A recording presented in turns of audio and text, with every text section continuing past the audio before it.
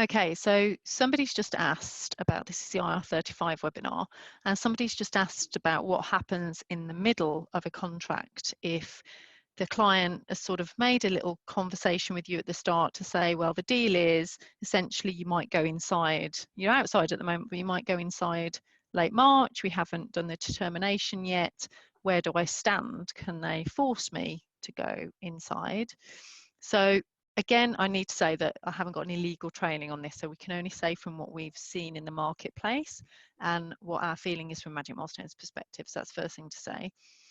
So they cannot force you to go inside, that's the first thing. But I think one of the things that's really key to remember here is that it's the actual role you're doing, which is inside or outside, not the individual. So when they are forcing you to go inside, they're not doing that. What they're actually saying is, this role has been determined to be inside IR35. So then you can either move to a different role that's outside of IR35, or you go and you do that role, but it's essentially up to you. Now, this particular client has been quite tricky in that they've sort of kept their options open with you. So they've said, okay, so, you know, we'll see what happens type thing once we get to March. So there's obviously a big potential risk that they will say the role is within IR35. So that's kind of the issue with that kind of scenario. Thanks, Chris. Go for it. Yeah, I mean, I took a role. I mean, I did. It was inside IR35. The reason I took it is because they negotiated the rate upwards. So obviously, I didn't know, and apparently they saw it as a role that was going on long term as well. So I negotiated, but I hadn't started the role yet. The role was, I just negotiated a rate I felt to compensate the difference. So I thought, well, you're better off being in a role that's determined inside than being in one that's outside and suddenly gets turned inside. That was my view in it. Yeah, I think that's quite sensible. And so that's why I took it, because I think the worst thing you could do is take something that's outside and suddenly it turns inside, because obviously, like Jen said, if you don't want to, go in, yeah, because it's on a role by role basis. I mean, I did get offered potentially a role that was outside, but that was on a lesser rate anyway. So I worked out what I thought was roughly the difference, and I thought, wow, this one probably was a good bet and was with a good end client I wanted to work for. So I felt they were paying me enough to compensate the difference. So obviously it's a big hit, but I mean, it was an end client I wanted to work for as well. So I felt it wasn't a bad thing to do at the moment. Hopefully longer term, people will see a bit more sense and realise a lot of these roles should be outside anyway. Yeah. In terms of a percentage difference between the two, roughly, if I'm allowed to ask, what was kind of the difference roughly in percentages at least?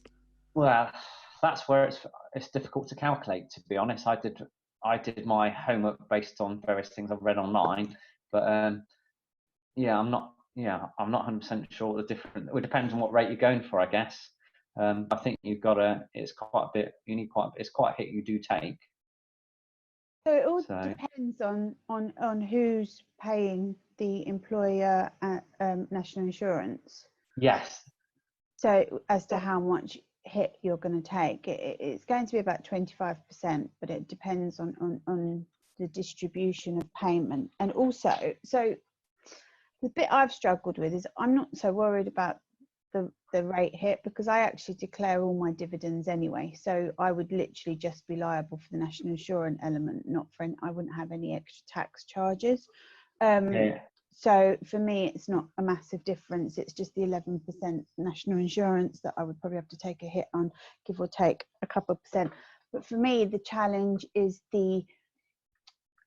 actually being forced to work with an umbrella company. So for me, this is a massive issue. I like having my own company. I like being in charge of my finances. I like running a business, and I will have to close that business down in order to work for a client that I don't know how long I'm going to be with them for. The paperwork's going to be a nightmare. The accounts for me is going to be a nightmare. I've currently got director's loan out on my current company. If I shut the company down, I'll have to pay that loan off sooner than I expected. VAT outstanding, that's going to have to be, you know, everything's going to, I'm literally going to have 3-4 months of admin hell before I move to the umbrella company, and it's not something I want to do, let alone not really knowing how much percentage these umbrella companies are going to charge at the moment, because they're all in competition with each other at the moment, so they all have kind of different rate structures, and I just don't know, you know, it's just not something you know, bad press from umbrella companies in the past, you know, where all of a sudden all the control that I've worked with to make a credible company, I now have to put trust in people that I don't even know. So for me, this is a real issue. This and the non-employee rights, you know, non-rights employee that they're creating as well, which I think is horrendous, and opens a can of worms that I don't think anybody should be supporting. Takes our employment laws back about 10 years, which I don't really want to be part of. So I think it's quite, yeah, it's definitely quite strange, isn't it? Because you become a little bit like somebody in no man's land, essentially. Do you know what, Steph? It's not, I know this is going to sound really sort of like I'm getting on my like high horse. No, don't worry about it. I think there's a lot of high horses around at the moment on this. But it really is the bigger picture. I really do not want to form, I feel like if I say yes to going inside IR35 and becoming an employee, a non-rights employee, sort of condoning it, then I am now part of the problem. And the problem is big, because if you then look at what employee opens up for employers, you know, no more maternity pay, no more paternity pay, no more sick pay. They can fire people on a week's notice. They can, you know, they don't have to pay them holidays, you know, and I feel like I'm condoning that by saying, oh, I'll work in that way. I'm opening that market up, and it's going to be the firms that suffer. That's my concern. And it does sound a bit sort of self-righteous and a bit sort of holier than thou, but I genuinely don't want to be one of those first people that say, actually, I'm quite happy to work in this way and I don't care about the impact on other people, because I think it's horrendous. Well, there is the point that some of the NHS people are getting impacted by it. So even self-employed locums, for instance, have been told that they've just got to be super smart about how they do the right of substitution and all that kind of stuff. So it's kind of weird, because self-employment was kind of put there for a reason. And if they're going to be sort of tarred with that brush as well, then it's a bit bonkers, because it makes you question what self-employment is. So I think this has thrown up a lot of questions for the government about actually the different types of employment, the different types of companies. And one of the points that we've put forward, and we've sent a letter to Parliament, is to confirm what an SME is, what a PSC is, so what a personal services company is, because within the current legislation, you could essentially be an SME if all of the people in your organisation were all directors and did work. Then you could be seen as a PSC, which is kind of weird, but they're essentially saying you can be a PSC with more than one person involved, which is kind of weird. So, you know, if you've got other people around who are permanent employees who aren't directors, then that's not a problem.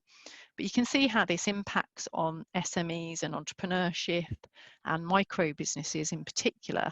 So there is an issue here with the wider impact across the marketplace of, now, you know, if you guys are questioning whether you should have your own business, then it stops entrepreneurialism in this country, because people are actually not going to the next step. Quite often what you guys are doing is a stopping off point before you run a bigger business. And I know, you know, some of you think that way and might well want to do it in the future.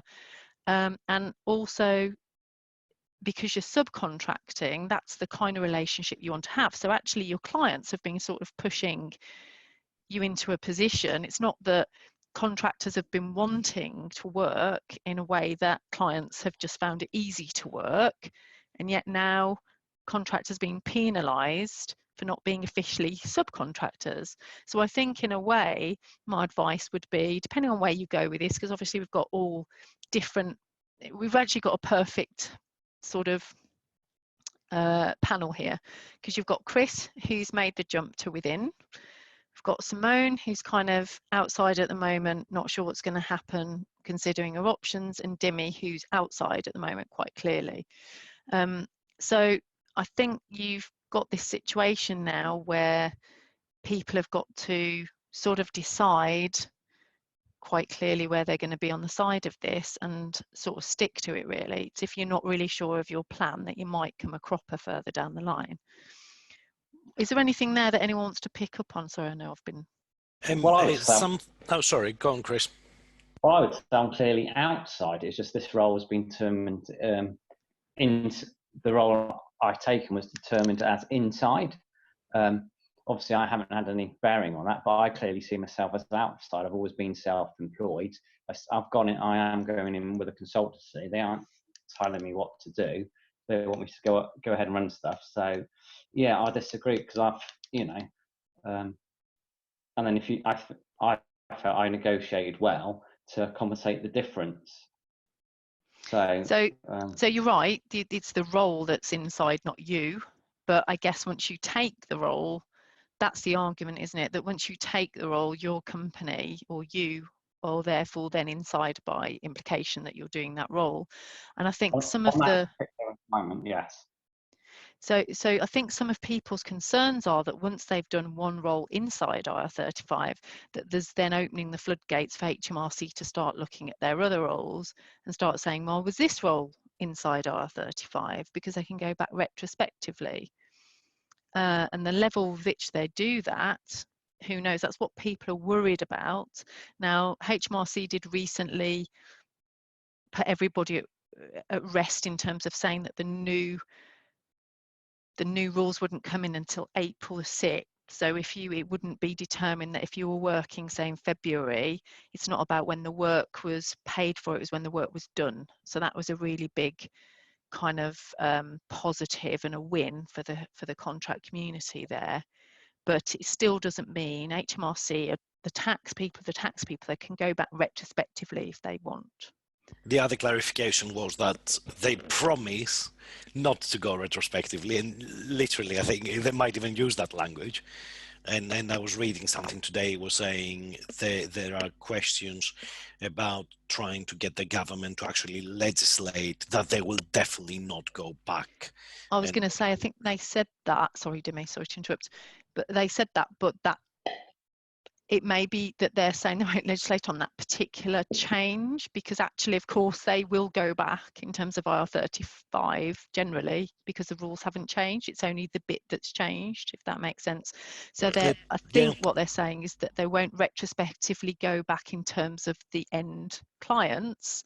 So the end clients won't get hammered for it, but that doesn't mean to say the contractor won't, because IR35 is still the same. So if they determine that somebody's working within IR35 now, and maybe that's, you know, the worry is that contractors think they're just going to be a flag to HMRC. They would say it wouldn't be, but but I think it's interesting, and I'm sure all of us have done kind of the test, the online test from HMRC. Even on my current contract, it was categorically out, and as a matter of fact, kind of I answered the questions not only honestly, but probably on the kind of side of caution as well. And it was still categorically out. So if they want to try and kind of go after me, they can. They've lost enough cases to kind of try if they want to, but. Well, it's an interesting point about tools, because the CES tool is meant to be really bad at determining people being outside. It's meant to just shove about 90% of people inside. And I saved it in a PDF, actually. I genuinely have the answer in my email. Yeah. Good. Yeah, well, good. Keep hold of that. But I have to say, when I did it for myself, I just got horribly confused. But of course, it's because if you do the CES tool as an SME, you will get put inside IR35 potentially, because it doesn't actually cater for SMEs, because they shouldn't be taking the test in the first place, right? So if you're taking the test, if you're being made to take the test when you shouldn't take the test, then actually it spits out the wrong answer. And I know a number of people who are in their own consultancies and have got permanent employees who've been told the roles they're doing are IR35. Now, again, it's the role, not the person, but they were already doing the role. So how can it suddenly be inside? So, and how does that even work when they're a permanent employee of their own business? So there's a lot of companies very confused about this, and this is, I think, the main point I want to get across to you all on this webinar, is that actually it's almost like whatever HMRC say is immaterial, because it's how the end clients actually interpret it that's the problem, or the way it's going to run practically. And a lot of them are just as confused as we are. So that's the issue, that actually people are running the tool and going, oh, we didn't expect that. So because of that, they are being incredibly risk averse. So the announcement about April the 6th is really helpful, but actually they are being incredibly risk averse, and some companies are actually banning all personal service companies, as you know, some of the finance ones. I mean, I think you're doing the right thing there in that particular instance. So even if you're working through a consultancy, I think some people think that it's okay. I know some consultancies have been going to market and saying, it's okay, come and work with us and you'll be fine. But actually it's not true. And we've been working with some lawyers who are saying there's lots of issues with doing that. So you really have to have a policy internally. Like, we've made changes, like we were already really IR35 compliant, because as Dimmy will tell you from working with us, the contract is, it's got, you carry a financial penalty if you don't deliver. All the usual stuff is in there, but even with all the stuff we've had before, and we have actually been looked into for IR35 purposes and come out the other end with no issues. But HMRC have actually looked at our contract as well and told us it's fine. It's the specific one we sent them, which is the one we use. So even after all of that, we're still looking at our contract and we're still doing a few things to tighten that up, because you have to look at it from lots of different perspectives now, because now it's the end client and now not us, even though we're not hit by it because we're a small business, shouldn't be impacting us at all. But of course it is, because when we go and work for an end client, it's a supply chain and they'll go all the way through. And if there's consultancy in the supply chain, then it's the PSCs that work for them as well. So it has to be an absolute subcontractor relationship. So one of the things that we will do is literally a back-to-back now. So before, we didn't necessarily always do completely back-to-back because it wasn't always relevant to do that, but now it will be absolutely 100% back-to-back, regardless of what it says in the contract and whose contract it is. It will be, because we always had stand-up contracts before, but now it will be a back-to-back contract with the client. So any liabilities we have will be passed on to the subcontractor. And I think that's the only way that you can cover all parties in this. Obviously, there's basic stuff like mutuality of obligation. Well, I think a lot of what we do is very short term anyway. Like, if people work for over a year, then that's not very often, I don't think, in what we do as delivery managers. Right of substitution, the thing that you might not know of is that the right of substitution is not only the fact that you have someone else you can put in. Obviously, having the Magic Maestros community is amazing, because it means that you always have a load of people there you can just go, right, I'm ill, I've got 5 weeks off, can anyone come in and help me on this? But what you might not know is that you will have to pay that person yourself. So it wouldn't be the case of if Simone was working with Magic Milestones and then she had to go off to have a hospital treatment, that we would then pay the sub. Actually, Simone would have to pay the sub. It has to be that sort of straightforward, because it's like some subcontracting. So that's a little known fact that might be important for people. So there's got to be no obligation to private the work, which I think most contractors wouldn't ever expect anyway. There has to be so we've always had like 1 week notice periods or something, just because, we expect a week at least for things to, we don't want to be left in the lurch where somebody just ups and leaves and there's a load of stuff up in the air for a client's project. But there will be no notice periods. There'll be nothing like that in future contracts. And the other bit as well is around, so substitution, mutual obligation. Sorry, I always have to just remind myself. So no control of the work done. So I think what one of you was talking about there was the fact that you were finding that actually some of that was in place, people trying to make you use a laptop, for instance. And very often if you work for a consultancy, as you subcontract for a consultancy, especially in government projects, they'll make you use a laptop because of security issues. So again, that's kind of something you have to kind of fight against. That alone will not be a problem, but if there's any control over the work done in terms of if you're reporting to someone, so if you're deemed to be reporting to someone, even if it's on a client basis, then that's a big no-no as well. So there's some kind of really interesting points that I think people might not have thought through before. So essentially you can't do a role now that is any way seen to be something a permanent person would do, and you have to be really careful about how the contract is structured and try and be as deliverables focused as possible. And I think most people would embrace that way of working, would much prefer to be actually called a consultant and work on that basis. But it's a question that I throw out to the group, if you would prefer to work that way or not, because I know some people might not. I mean, that's the whole reason why I started contracting in the first place, was so that I didn't have to have the responsibility of managing any teams, so that I could, you know, be shifted around different projects, you know, as and when I was required, as opposed to being responsible for something from beginning to end. So that I could do different types of roles as opposed to always being like labelled with something, and so that I didn't have to adhere to company politics in any shape or form, or have to do appraisals or any of that stuff. Can't bear it. So yeah, I'd love to be able to just be given a statement of work and the autonomy to be able to deliver something.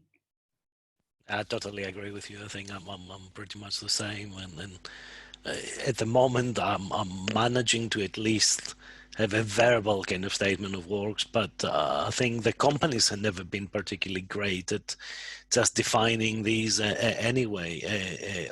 Quite often, and kind of in my current role, I know why I'm there. I'm there to kind of do a process transformation, if you like, but everything is, oh well, you're here as the delivery manager, have a project as well, and I think that's a little bit of the problem, or at least what has happened in a lot of my experiences in the past. Chris, do you want to come in here? What are your thoughts on the deliverables side of things and being treated as a consultant rather than a contractor?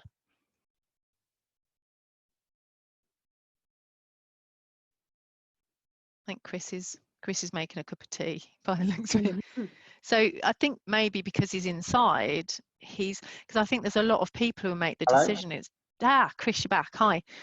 So we were asking you the question, what do you think about, you know, the opportunity, because you've talked before about you see yourself as outside, but you've taken a role that is going to be inside.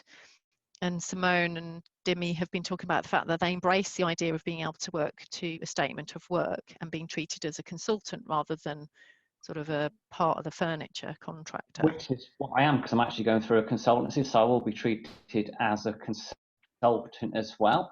Obviously, because I haven't started, so I see myself very much as a consultant. I think by a lot of end clients now, it's a knee-jerk reaction, putting a lot of roles inside IR35, which I don't think should be inside IR35. Because my role, clearly, you would have deliverables, you have certain things. I'm being able to just get on and do what I need to do. But I think some roles now have been put inside IR35 it's just a knee-jerk reaction. And actually, if they were truly assessed, they would be deemed to be outside and not inside. I think the problem is, though, as you've mentioned before, is that once the determination is made, that's the role determined. So if that's the case, on a role by role, that's the way it is then you determined. just move on to the next contract. So you might do one inside and one outside. So it's fine. Well, you can't. You have to work through an umbrella. Well, you have. That's where it's tricky. I agree with you. Because that would just be a nightmare. You'd have to put your company into dormancy and then take it out of dormancy and then put it back into dormancy. I don't see there's any reason why you would have to your company would have to do anything. Like, you could just keep your company open, just doesn't have Yeah, to you be closing. can. Yeah, it's But only it's a any nightmare though. costs or anything You Still. like can't that. But trade yeah. though. You can't trade though. Because now That's a good question, actually. you I might can't. have to take that And off. also there's also some question around like public liability insurance and stuff and all those practicalities, because now you're a PAYE employee and you're paying employee and employer national insurance. So you are employed, you're just employed with no rights, and therefore why do you need public liability on your limited company? So you would shut that insurance down. I think this is I don't know, I'm going to take it away actually, because like I say, I'm not legally qualified.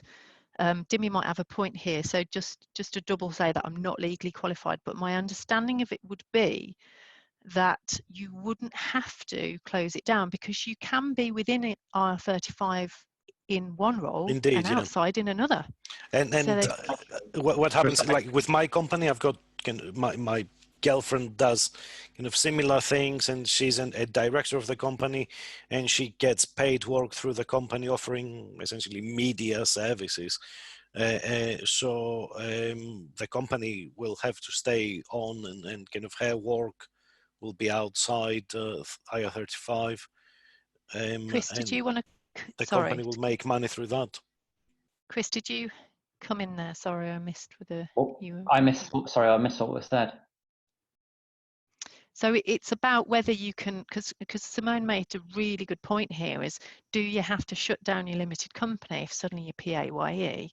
But you, Well, not PAYE if you have to work under an umbrella, let's be clear, because yeah, you can, if they do the one where they just pay the national insurance and they pay it direct, so that or they do the other one where you can raise a self-cert certificate at the end of the year and pay it yourself on your client's behalf, then that's different. But if they force you through an umbrella company because they don't really understand the rules of it, my understanding is that either you're financially worse off by keeping your limited company, or you're actually in kind of grey area where you shouldn't really have your limited company.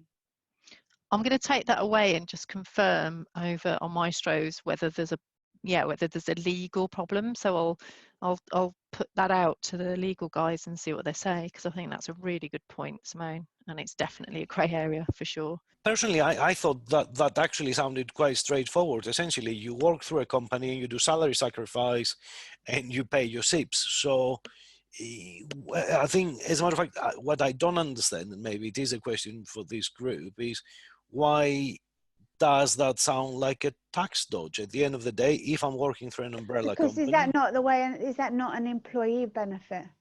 Yeah, but if I'm working through an umbrella company, I'm an then you are essentially an employee of the umbrella, aren't you? That's how it works. So I should be able to do a lot of salary sacrifice at least. So then if you're an employee of the umbrella, how can you be a director of your own company as well?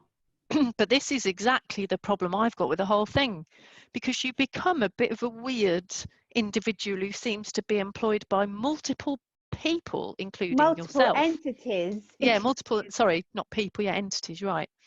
So it doesn't make any sense, because suddenly you're employed by more than one company, strangely. So this is the bit this is another point that I'll take away and question the legal guys about, like, how do they get around the fact that you're essentially employed by multiple entities at the same time, but for the same work? And if you start doing SIPs and things like that through the umbrella company, your self-assessment form is going to be a nightmare.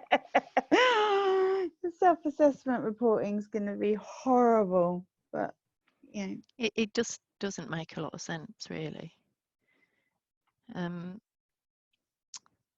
The people who are investing a lot of time and trying to find out a right or wrong in all of this, so your contractor.co.uk and your Dave Chaplins of the world, even they can't get black and white answers, and they're right at the front line and they don't get black or white answers.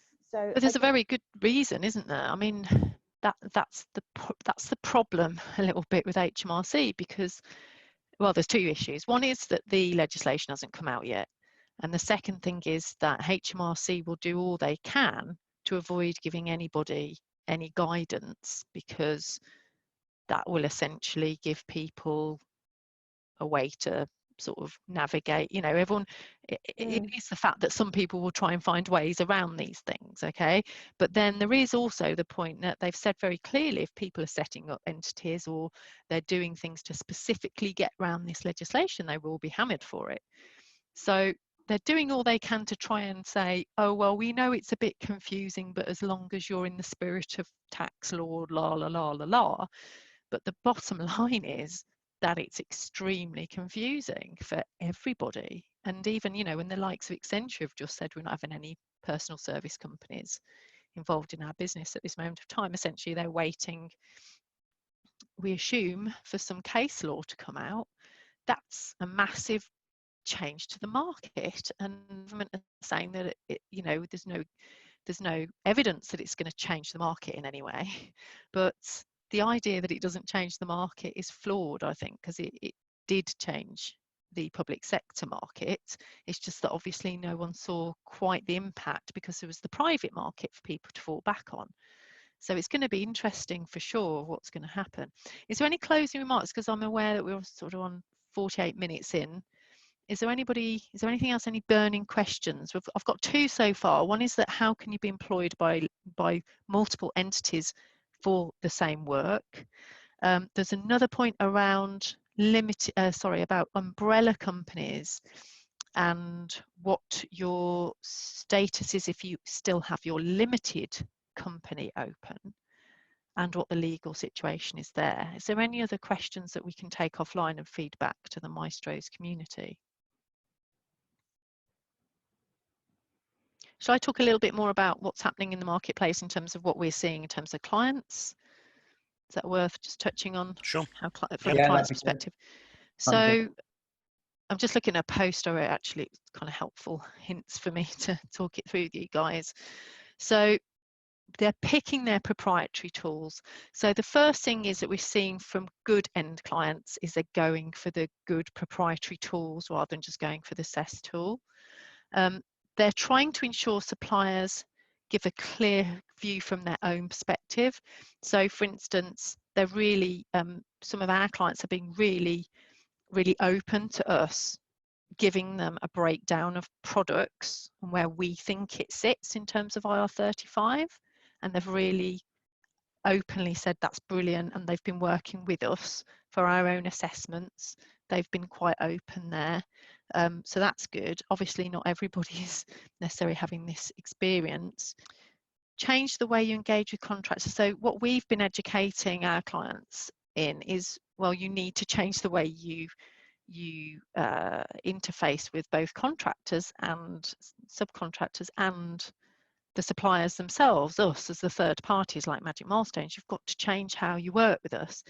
And so that's what we're saying to our clients in terms of their mitigations, what they can do both in working with us and their subcontractors, in terms of how we change the contract with them. So we've been really, you know, really robust in terms of what we want in the contract and what we don't want in the contract.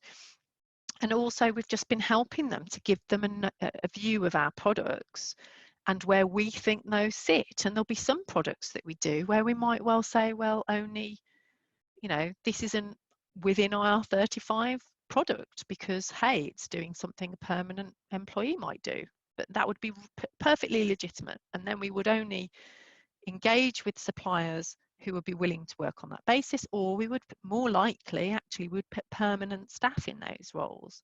But actually for us, most of what we do is outside of IR35 anyway, because it's consultancy and training. But there might well be stuff that is now questionable.